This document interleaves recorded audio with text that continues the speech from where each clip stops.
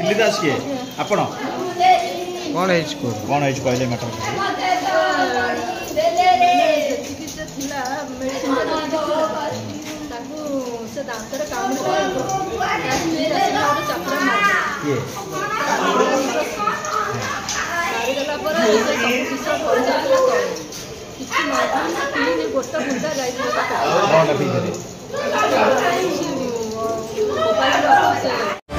Odisha plus खबर ही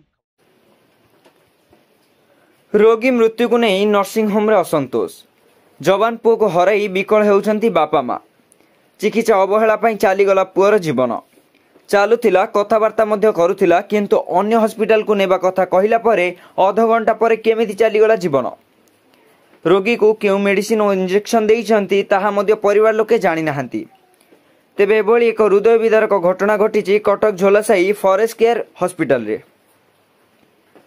ढेंकानाल जड़े रोगी गत शनिवार दिन यही हॉस्पिटल रे एडमिशन होइतिले रविवार ठीक ठाक थिले किंतु सोमवार दिन हठात तांकर जीवन चली जाइतिला पुअर एभली अस्वाभाविक मृत्यु को परिवार लोके सहजरे ग्रहण करि पारु नाहंती तेणु एने पुरीघाट थाना रे मध्य एक लिखित अभियोग हेउछि सूचना अनुसार कटक सहर में दिन को दिन छतु फुटिबा भली नर्सिंग होम गुड़िक सरकारी नियम को खोलाखोली उल्लंघन करिसेंती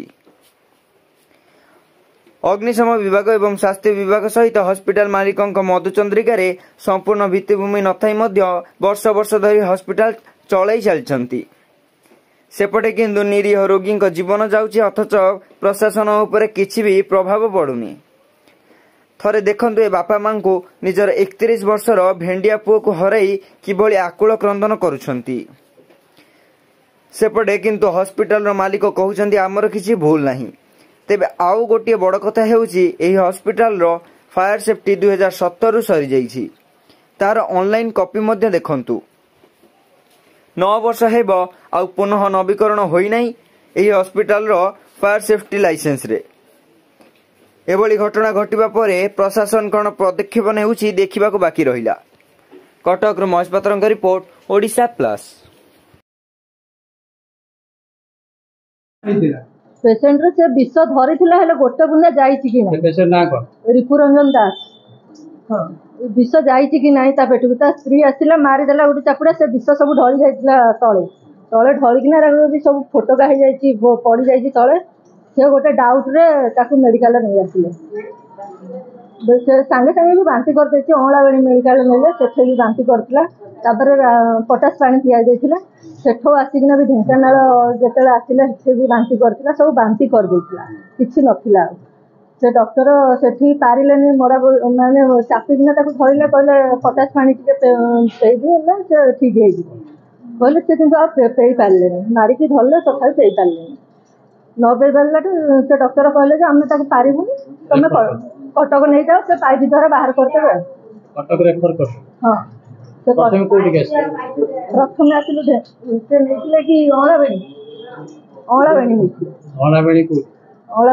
से पंडुआ पाखे पंडुआ ढेंकानाल हां तापर कोठी गेस तापर आसिले ढेंकानाल तापर आसिले कटक गवर्नमेंट मेडिकल बड़ मेडिकल हां गवर्नमेंट मेडिकल देरी हे गला ठीक मोर आसबार टिके देरी केमती आसी से गोटे पिला नहीं आसिला ठीक कहला माने एजेंट कहली एही हॉस्पिटल रो पिला एही हॉस्पिटल रो पिला नु से गां पिला जने कहला मेडिकल गवर्नमेंट को आपण जाइतिले सेठी को ट्रीटमेंट अभाव वाला एठी के आनिले ना कोन पक्का ले लिया अभाव वाला ट्रीटमेंट अभाव वाला बड़ मेडिकल रे ट्रीटमेंट अभाव जो राशि रे गोटे लोक जाईची माने ताकू संगे संगे राशि रे रेफर कर देले कटक संगे संगे ट्रीटमेंट करिया कथा किंतु ट्रीटमेंट ठीक रे करि नाहंती जेतु डॉक्टर नथिले बड़ मेडिकल रे डॉक्टर नथिले डॉक्टर नथिले कैजुअलिटी रे थिले किंतु सेते बेले नथिले से समयटा केते केते पहुंचीथिले गवर्नमेंट मेडिकल दीटा भितर राति 2टा भितर रात 12:30 रे आइले गां रे आसिला परे आपण कोन होई देले गाँ रु आसला से बड़ मेडिकल जो नेला सेठी जेंती डॉक्टर न देखले एटो नहीं आसिले एठी नहीं आसला से 3 दिन रहिला ମାନେ 30 ତାରିଖରୁ ଏଇଠି ରହିଲେ। ହଁ ଶନିବାର ଦିନ ଏଇଠିକି ଆଣିଲେ ତାକୁ 11:30 ବେଳକୁ ଆଣିକିନା ସେ ପୁରାପୁରି ଭଲ ଥିଲା। ମାନେ ବାରଚାଉଳିଆ ସେ କହିଲେ ଯେ ବିଷ ପିଇବାର ଇଏଟା ଟିକେ ବାରଚାଉଳିଆ ହବ, ତାପରେ ସେ 2-3 ଦିନ ପରେ ଠିକ୍ ହେଇଯିବ। ଅବଜରଭେସନ ରହିଲା ପରେ ଭଲ ସେ ଠିକ୍ ହେଇଯିବ। କାଲି ବି ମୁଁ ଆସିଥିଲି, ଗତକାଲି ଆସିଥିଲି, ମୁଁ ରବିବାର ଦିନ ଆସିଥିଲି। ସେତେବେଳେ ପୁରାପୁରି ଭଲ ଥିଲା, ମତେ ବି ଚିହ୍ନି ପାରୁଥିଲା। କହିଲା ନାନୀ ଆସିଛୁ, ମୁଁ କହିଲି ହଁ। ତାପରେ ଟିକେ ବିଳିବିଳା ହେଇଗଲା। ତାପରେ କହିଲା ନାନୀ ମତେ ଟିକେ ପାଣି ଦେ ଆଉ ମତେ ଟିକେ ଫିଟେଇ ଦେ, ମୁଁ ଟିକେ ଚାଲିବି। ତାପରେ ସେମାନେ କହିଲେ ନାଇଁ ପାଣି ଦିଅନି, ପାଣି ଦେଲେ ସେ ବେଶୀ ବିଷ ହେଇଯିବ, ପାଣି ଦିଅନି। ଏମିତି ଦେଇକିନା ମନା କରିଦେଲେ। ତାପରେ ଆମେ ଆସିଲୁ। ଆସିଲା ପରେ ମୁଁ କହିଲି ଆଜି ତାକୁ ଅଲଗା ମେଡ଼ିକାଲ ନେଇଯିବା, ଆଉ ସେଠି ରଖିବାନି। ଆମେ ଯେତେବେଳେ ଆସିକିନା ଏଠି 10ଟାରେ ପହଞ୍ଚିଲା ପରେ ସିଏ ଆଉ ମାନେ ପୁରେଇଲେନି ଆମକୁ ଆଉ ଭିତରେ। ମା ଥିଲା, ତାର ମା ଥିଲା ପେସେଣ୍ଟ ପାଖରେ ଥିଲା ପରେ ବୋଉକୁ ସେ କହିଲେ ତମେ ବାହାରକୁ ଯା। ସେଠୁ ସେ ବୋଉକୁ ବି କହୁଥିଲା ଯେ କହିଲା ମତେ ଟିକେ ପାଣି ଦେ, ମତେ ଟିକେ ଫିଟେଇ ଦେ, ମୁଁ ଟିକେ ଚାଲିବି। ସେ କହିଲା ବାଲ ଆଉ ଦେବେନି, ପାଣି ଦେବେନି, କହୁଛନ୍ତି ବିଷ ହେଇଯିବ, ଆଉ ରହ ତୁ ଠିକ୍ ହେଇଯିବୁ, ନାନୀ ଆସୁ ତୋତେ ଅଲଗା ହସ୍ପିଟାଲ ନେଇଯିବା, ଏଠି ରଖିବାନି। ସେ ତାକୁ ଏଇଆ କହିକିନା ସାନ୍ତ୍ୱନା ଦେଇକିନା ସେ କହିଲା ନାନୀ ଆସୁଛି, ଏମିତି କହିକିନା ରହିଲା। ସେ ମୁଁ ବି ଆସିକିନା ପହଞ୍ଚିଲି। ମତେ ବୋଉ ଫୋନ କଲା, କହିଲା ଝିଅ ଆସିଲୁଣି? ମୁଁ କହିଲି ମୁଁ ଯାଇକିନା ଅଧଘଣ୍ଟେ ଭିତରେ ପହଞ୍ଚୁଛି, ତାକୁ ସାଙ୍ଗେ ସାଙ୍ଗେ ନେଇଯିବା ଅଲଗା ହସ୍ପିଟାଲ, ଏଠି ରଖିବାନି। ସେ କହିଲା ପୁଅ ଖାଲି ଛାଟି ପିଟି କହୁଛି ମତେ ଟିକେ ନେଇଯା, ମତେ ଖାଲି ନେଇଯା, ମତେ ଟିକେ ପାଣି ଦଉନାହାନ୍ତି, ମୁଁ ଏତେ ଥର ପାଣି ମାଗୁଛି, ମତେ ଟିକେ ପାଣି ବି ଦଉନାହାନ୍ତି, ଆଉ ମତେ ଏଠୁ ନେଇଯା, ମୁଁ ଚାଲିବି, ମୁଁ ଖାଇବି, ମତେ ଭୋକ ହଉଛି, ମୁଁ ଖାଇବି, ମତେ କିଛି ଦଉନାହାନ୍ତି। ଏମିତି କହିଲା ଯେମିତି ଏଠୁ ବୋଉ କହିଲା ରହ ନାନୀ ଆସୁଛି, ତାକୁ ଅଲଗା ମେଡ଼ିକାଲକୁ ନେଇଯିବା, ତୁ ଏଠି ରହିବୁନି। ମୁଁ ଆସିଲା ଭିତରେ ମୁଁ ଟିକେ କହିଲି ଟିକେ ଛାଡ଼ନ୍ତୁ, ମୁଁ ତାକୁ ଦେଖିବି। ଆଉ ଛାଡ଼ିଲେନି। ବୋଉକୁ ଏଠୁ ବାହାର କରିଦେଲେ। 1 ଘଣ୍ଟା ଯାଇନି ମତେ କହିଲେ ସେ ଭେଣ୍ଟିଲେଟରରେ ଅଛି, ଆଉ ତାକୁ ନେଇଗଲେ ସେ ମରିଯିବ। ମୁଁ କହିଲି ସାର୍ ଏବେ ଭଲ ଥିଲା, ଭେଣ୍ଟିଲେଟରରେ ମରିଯିବ? ତମେ କବାଟ ଖୋଲ, ଆମେ ଯାଇକି ସେ ପେସେଣ୍ଟକୁ ଦେଖିବୁ। ଆଉ ଟୋଟାଲ କବାଟ ଖୋଲିଲେନି। ଯେତେବେଳେ ମୁଁ ଯାଇକିନା ଦେଖିଲି, ମାନେ ଆଉ ସେ ସେନ୍ସ ନାହିଁ। ସେଠୁ ସାର୍ ଆସିଲେ। ମୁଁ କହିଲି ସାର୍ କେତେବେଳକୁ ଆସିବେ? ନା 1 ବେଳକୁ। ଆମେ ଏଠୁ 1 ବେଳକୁ ଅପେକ୍ଷା କଲୁ। କେତେ ଘଣ୍ଟା ହେଇଗଲା? ମୁଁ ଆସିକି 10ଟାରେ ପହଞ୍ଚିଲି। ନାଇଁ ମରିବାର ଜାଣିଲେ ଯେ ସେନ୍ସ ନାହିଁ, ଡକ୍ଟର ଆସିବା କେତେ ଘଣ୍ଟା ହେଲା? ଡକ୍ଟର ଯେତେବେଳେ ଆମକୁ ଡକେଇଲେ ଆମେ ଭିତରକୁ ଗଲୁ। ଭିତରକୁ ଗଲା ପରେ ତାକୁ ମୁଁ ଦେଖିଲି ଯେ ଆଉ ତାର ସେନ୍ସ ନାହିଁ।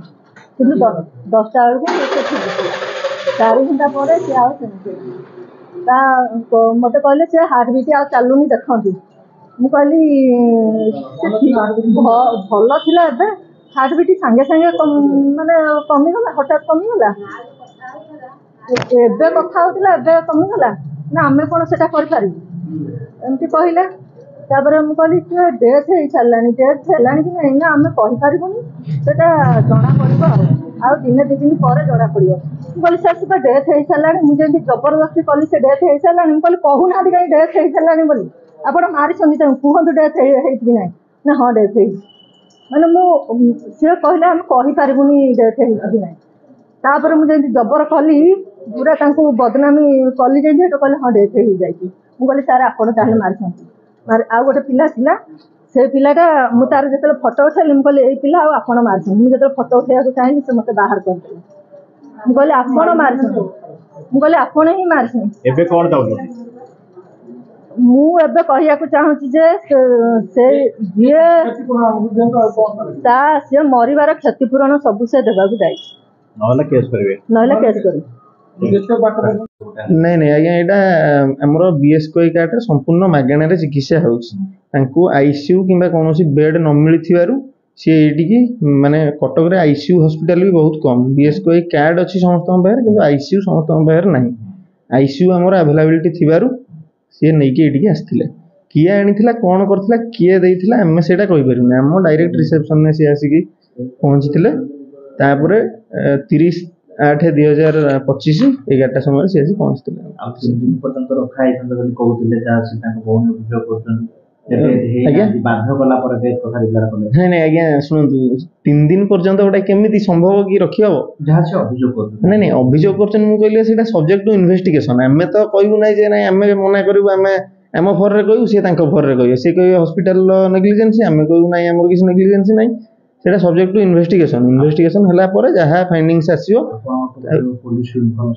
आज्ञा आज्ञा इनफर्मेशन जमी जहाँ आम प्रोसीजर अच्छी डेथ पर गोटे एमएलसी दिहब एडमिशन टाइम गोटे एमएलसी दिहब आम सब प्रोसीजर फॉलो करा बाकी जो डॉक्टर भी थिले सी भी जहाँ जनइबा कथा पेसेंट लोक काउंसलिंग कर डेथ डिक्लेरेशन पर उत्तेजना परिस्थिति सृष्टि होता कज जेहेतु पॉइजन पेसेंट हार्ट रेट कमे सब बेले से कौन कज ऑफ डेथ से तो आम कहवाटा जस्टिफिकेशन हम ना से डॉक्टर कहवाटा ठीक हम कोठी घर अपन कौन घटी काली पुआ मुझे कहला तो गोटा बेलू बापा मत पानी दियो डॉक्टर मैंने आगे पानी दियोनी सारे मो पुआ फुटका फुटका पड़े किसी ना हम किसी व्यस्त हो मौसे आप भल हो काली को आप चलो धार्य देते पुआ पशिली पुणी पशिली 6टा बेलू पुआ कहला बापा मत पानी दिए मत हईराण कर मो फुटका फुटा पड़गला मिल कहले बाबू को पुआ मारी दब तुम जी कह तो पुआ बोलता किसी हेनी तो पुआ पूरा भल हो लाल मो पुआ को कहीदेव कड़े नहीं तो पुआ ना मौसा आप व्यस्त आम अच्छे भल केते 1000 लोक भल कि जाऊँ 15 दिन रही आप पिला पूरा कम्प्लीट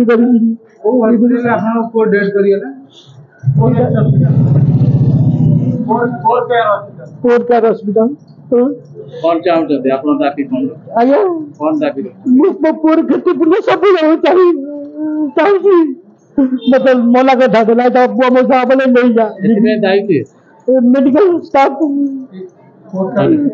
उसमें मेडिकल धन्यवाद